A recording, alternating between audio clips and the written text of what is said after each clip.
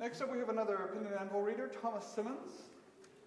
Thomas Simmons lives in Chicago, where he performs at open mics throughout the city. His collection of short stories, Ways I Could Be Living, will be released by Penton and Anvil in April 2013.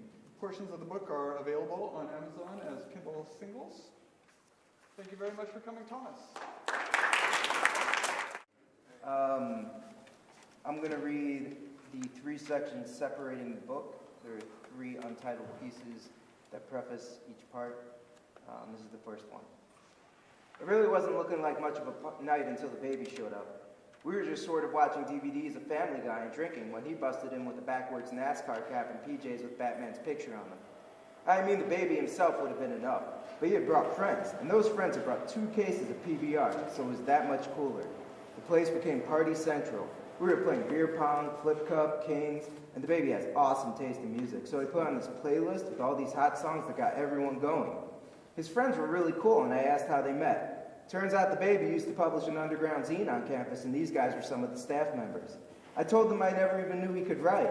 Oh my God, he's such a good writer. It's incredible, said Evelyn, this one cute staff member with short black hair and thick glasses and pins on her black sweater. Her eyes rolled into the back of her head a little whenever she talked about him. Everyone was having a great time. There was dancing, singing, good conversation. And it was about midnight when I felt pretty drunk and decided I wanted to smoke. I asked my friends if any of them had weed, but everyone was fresh out, so I went over to the baby, who was sitting on Evelyn's lap and playing with the teething ring. Hey, baby, you wouldn't happen to have any smoke, would you? He looked up and pointed one of the teething rings to me. Evelyn and I laughed. Nah, man, I said, like weed. That baby is such a joker, man, because the next thing I know, he's putting his hands down his diaper, apparently like playing with himself, and Evelyn and I are looking at each other and going, oh my God, what's going on?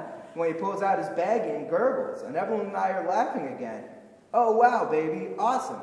I had my bowl in my hand. Want to pack one? The baby bounced his hands up and down off his lap, which I assumed meant yes, so I sat next to him and Evelyn got to work. It was some of the best weed I ever smoked. It completely mellowed me out, and I just sort of melted into the couch for the rest of the night.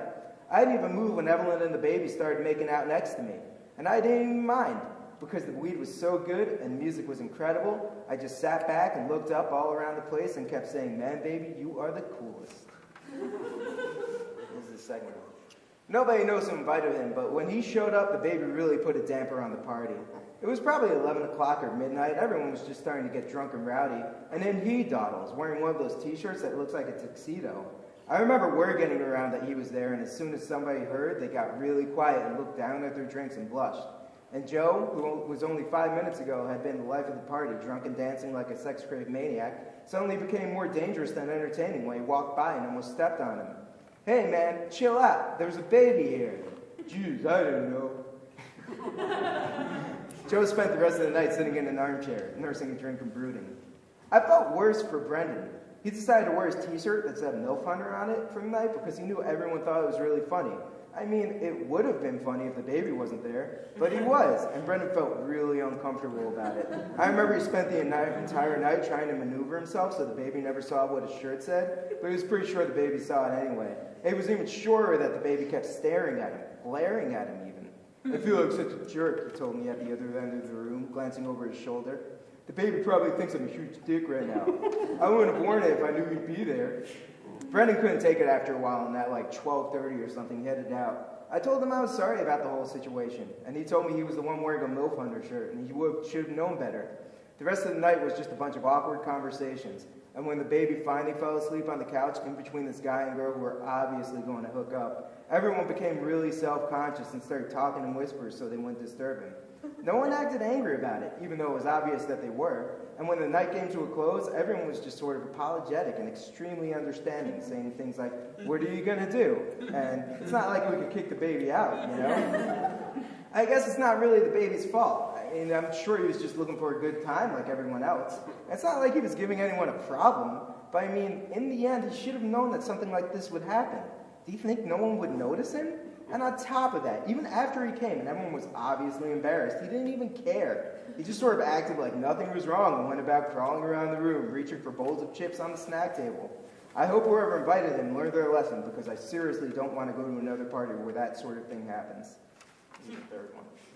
We turned off the lights and told everyone to shut up after someone said they had seen some babies patrolling outside. Mike and I kept vigil by the window, waiting for the coast to clear. I don't know how we missed it, but there was a knock at the door, followed by really loud, body-consuming crying. "Shit, man," Mike muttered, and he didn't need to say a word to anyone. The entire party escaped through the back door like air out of a pop balloon. But since it was me and Mike's place, we decided to take the blame. It was too bad because we were celebrating Jeffrey's birthday. It wasn't even like it was just a random party. We had like 3 kegs, got Jeff a cake, sent out invites, the whole 9 yards. So that when it did get busted, it was even worse. Like, it wouldn't have been such a big deal if we were just drinking for no reason, you know? But I guess there's not much you can do either way. We opened the door and there they were. 3 babies sitting on the front step, diapers only, faces red, bawling as hard as they possibly could. We tried to apologize, tell them it wouldn't happen again, but they kept crying with their tiny fists balled up in judicial rage. "We're fucked," Mike said under his breath.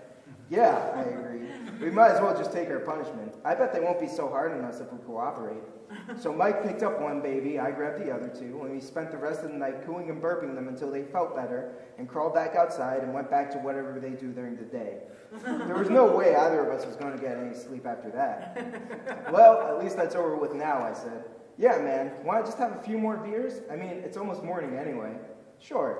We drank until the sun came up and then started cleaning the place. I might not care for babies for too much, but they really know how to teach a lesson. I'm going to do, actually, these are, those were in the book. These are not in the book. These are haikus. They're not very serious. The first haiku is called Group Sex. "Had a threesome once, like 2-on-1 basketball, pretty sure I lost." Next one is called Suburbs. "Got drunk at Chili's, hit on a 40-year-old. DUI, worth it."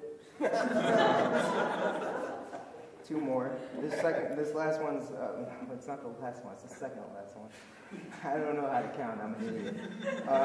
This one's called Dick Clark. "Is Dick Clark dead yet? Hard to keep track of that guy. Seriously, though."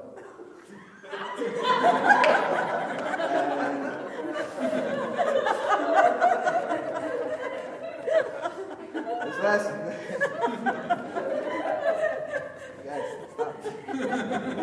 This one's untitled. "They don't have spinach. They don't have olive oil. Popeye's chicken sucks."